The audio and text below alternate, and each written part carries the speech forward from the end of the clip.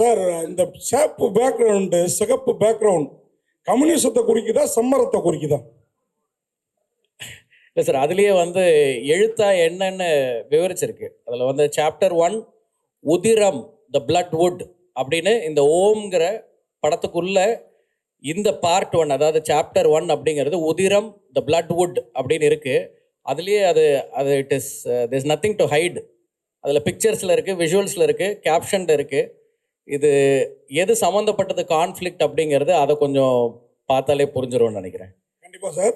அதே மாதிரி நீங்கள் அமரனில் வந்து இந்திய இராணுவத்தை இந்தியர்களை பெருமைப்படுத்துனீங்க.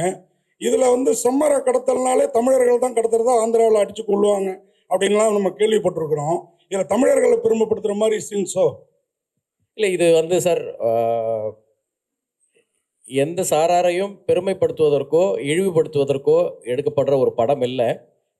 இது இருக்கிற சூழ்நிலையை ஒரு கமர்ஷியல் சினிமாவா, அதே நேரம் சிந்திக்க வைக்கிற ஒரு சினிமாவா ப்ரெசென்ட் பண்ணுற ஒரு படமாக இருக்கும். அதே மாதிரி கார்த்திகேயன் மம்முட்டி சார் பேர் சொன்னீங்க. இவர் பேர் அண்ணாமலையா? அண்ணாமலைக்கு அரோகராங்கிறாங்க இவர் தனுஷ் என்ட்ரி ஆகிறப்போ. இல்லை, இதில் இன்னும் பேர் சொல்லலை சார்.